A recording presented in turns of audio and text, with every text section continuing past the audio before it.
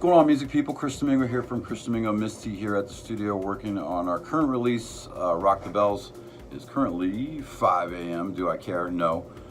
We recently announced that we were going to launch a series called The Lost Art, which is basically, people have questions for us about how we do things analog and how we incorporate the digital, how we design certain sounds, and I think it's very important to have this information out there for the public, especially for new engineers, new producers that are trying to get in the scene, because there's a lot of misconception with the laptop era and stuff like that. So we're just going to try and release tidbits of our sessions, and hopefully that you guys will enjoy that and get something out of it. As I said, today we're currently just about to finish Rock the Bells dub version.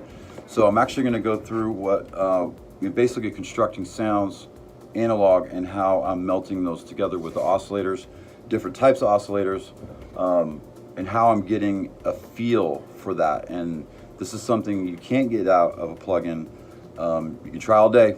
You guys can lie to yourselves all day, but it ain't gonna happen. There's no harmonics, okay? On this particular session, I'm using the Moog Sub 37 with the Nord lead, original Nord lead, and actually this is the one that I toured with for 10 years. And I'm also going to be using the JP 8000, believe it or not. It's funny, we're talking about this the other day, me and Misty, that the JP 8000 was kind of one of the overlooked keyboards at the time, because it was right when digital was really coming out, and people just kind of went to the wayside. But as Misty always does, as she is a great engineer, I don't know if everyone knows that, but she's amazing, or I wouldn't be working with her. She did some research on the engine, and it's basically a Jupiter. So if you can sit there and program it. So today I'm going to kind of construct how I do these lines for this particular track. I'll actually play the track for you so you can kind of hear it and how the layers kind of coordinate. Again, a Domingo Miss T track usually takes probably about 2 months. Our longest is 4 months, depending on how many releases we actually want to do with it. Like 80s versions or whatever. What I want to stress in this series is that if you are doing electronic music, or you're getting into any type of electronic music, that a preset is there for you to gauge the sound and what that can do for you. But we literally tailor every sound from scratch, every hi-hat, every clap, every bass line, every little tick, every little womp and little subtones. Those are all designed from the beginning. And what that does is it really makes your mixing a lot easier in the end. Matter of fact, our final mix downs are usually maybe 2 hours. Obviously, you're still running the Midas. I know I get a lot of funny comments about this from engineers. Why do you have a live console? Shut the hell up. Number one, this thing is our sound. It's got a defined EQ. We do all our notching digitally, but we come back analog, and then we run all of our effects through a lot of the old school effects tracks. Matter of fact, I'll kind of guide you through some of the effects tracks that we do have that we are using. Kind of don't like to give them away because they're super cheap now, but I mean, we got to give this knowledge out, and hopefully you guys will enjoy it. So this is part 1 of the lost art of recording, and this is Domingo Miss T. Enjoy the video. Hey guys, welcome to part 2 of bassline construction and layering. We were just talking about the Midas, so I figured I'd just give you a quick little view of it. The main reasons why we're using it is I love the aux syn section. I do mix a little bit differently than most people. I like all my aux syns up on the board, available to mix, pan, do monos, anything like that. The master section is great too for controlling all of my outboard effects. I use very minimal VST effects, and a lot of people, with the laptop era, have gone crazy with this. Absolutely crazy. I think the last track we did for emergent music, I think I did 2 outboard reverbs, 1 delay, and then I think maybe 1 or 2 reverbs on the tracks. Again, I don't go crazy with it. The less you have to fight. It's supposed to be simple, guys. You know what I mean? Don't go crazy. You don't have 5,000, effects on one track. It's just going to make it more difficult and fight for you to, if you don't have the source sound right the first time, you shouldn't even be bothering even mixing it at that point. You should go back and redo the sound. So I'm going to give you an overview of some of my stuff, just so you can get an idea of kind of what we're going to do. We are going to layer 3 different bass lines. I have a couple little tricks I do with the Rev 5. I know all you old school cats out there are going, yeah, the Rev 5 was pretty much a standard. If you had a Rev 5 in the studio back then, you were the shit. I mean, that was just awesome. I am going to give away a couple of my secrets right now. Because I just feel you guys need to do better research on the gear that you're looking for. You don't always have to have, you know, the lexicons and the Manleys and the GMLs. I mean, go to Attack Magazine and that'll just show you everything. I mean, you just don't have to spend that kind of money. I mean, this is me and Misty's all-time fave, SRV 330 dimensional space reverb. This thing is absolutely phenomenal. I think we paid $80 for it, and we want like 10 of them. I mean, it's just ridiculous. We also coupled that with the SDE 330 delay. Now, don't let the model number deter you, because these are from the 80s, and you cannot get these anymore. The SD 330, they kept the model numbers, but the construct inside is completely different. I do have some base standard TC electronic stuff that I am using for effects. I'm not going to go any further than that. I will show you. I do have the old XV380. Me and Elise have been talking about getting that because we are huge Blade Runner fans, and pretty much all of Blade Runner was written on that thing. The problem is, back in the day, none of us knuckleheads know how to control the LFOs or anything. So now it's just a different story. You know, we did get that with all the cards filled. I do have a couple of secret weapons down there. We're just going to stop there. So, because we're basically going to use this section right here for the bass lines. We may do a slap delay and maybe, you know, a very basic a mono reverb. I know a lot of people think that's weird, but I pull in my reverbs mono and it really pushes out. The Rev 5 I tend to use usually on, I know this is totally opposite of what most engineers do, but I use this on my hi-hats, and what I love about the Rev 5 is the outboard EQ right here. It's just phenomenal. I mean, I think I paid $100 for that one, and I ain't never giving it up. I will have that thing till I die. So again, like I said, we're going to be using the JP8000. We will be using the Nord for a lot of construct. I don't know if you guys have ever actually programmed the Nord. I got back into the Nord when I rebuilt the studio back to analog, and I could tell you this, man.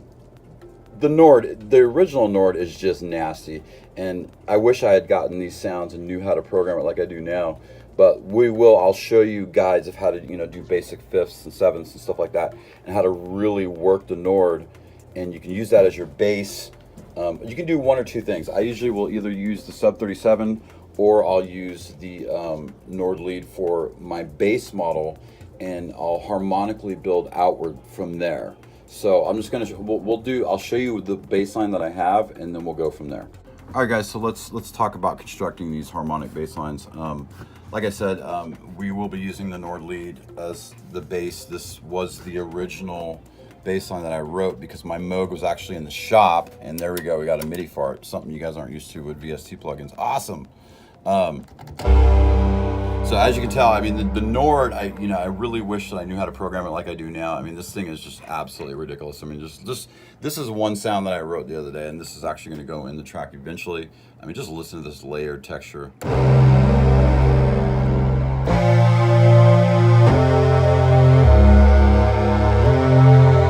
mean, you just can't get that bite.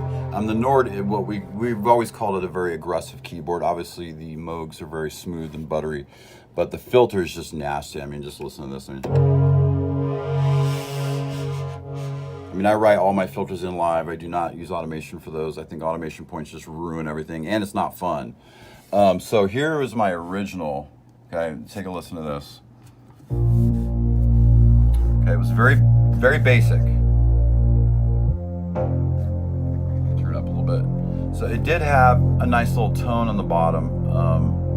So what I did from there was I laid in the second harmonic, and it sounded like this. I'll solo it first.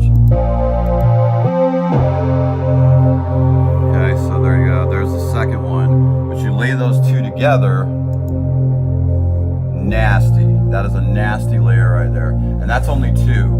I usually go for 3 to 4, and actually I think on the break on Rock the Bells, I'm actually rocking 4 layers for the bass line, and it just starts to build and build, and it just gets amazing. One of the things with the Nord that I love is obviously the dual oscillators, but it's just real easy to pop yourself right out of the tuning. And then a lot of people, like I said, preset wise, they don't even tune the tuning. They'll just do basic cutoff and resonance. But everything, this is the thing about analog, guys, that you have to understand is every parameter for this keyboard is right here. You're looking at it. We're not digging deep. We're not looking at a plugin. I can't do that anymore. That's why I went back to analog. I can design 10 bass lines before you can even figure out half of your parameters on a plugin. So, let's just talk harmonics real quick. Like for example, standard bass line. Let's just find something here. Okay, there you go. So it's very standard.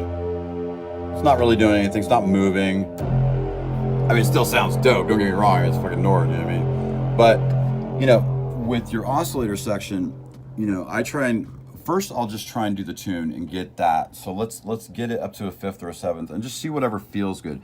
I don't care what it is, as long as it feels good. So let's bring it up. Okay, there we go. Now let me hold the key here, so go higher up. Now right now it's off key.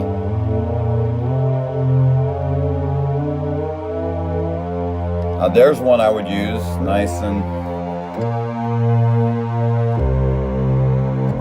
but it's not moving enough for me. It doesn't have enough. So it's a couple things you can do. You can toggle your oscillators, you know what I mean? Just see what that does. You can split them up, see what that does. And you notice that just went off key, so I'm gonna retune it again. Let's go ahead and.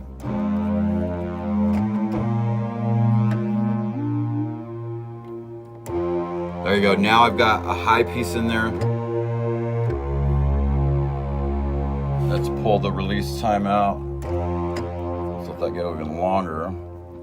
Now, one thing I love about the Nord is the filter section. Listen to that. Nasty. Nice. That's actually really cool. I'm probably gonna save that. Listen to that. Oh, I got a stuck note there. Hey. Now listen to the filter section once I do this. With a tone like this, you can also add your velocity and keyboard weighting right here. So I actually want to keep it open, so I'm going to keep it open like that. I mean, just listen to that. You come down. I mean, the possibilities are endless. And what I usually do is, like I said, I'll start with that one layer and I'll basically just build from there. I usually try and build the upper harmonic first and the lower harmonic, and then usually what I do, and Misty calls me out on this all the time, but it always sounds amazing, I slip the sub 37 in right under the bottom, and that 4 layer is the powerhouse, guys, just letting you know. I'm going to show you the bass line slapped together real quick.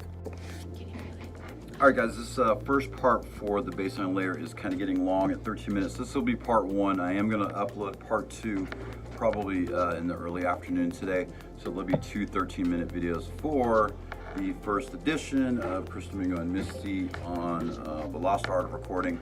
Stop by often, leave some comments. If you guys have some question for us, feel free to comment. We'll always post our tracks and new record release updates on the site, as well as the YouTube channel and the Venmo channel.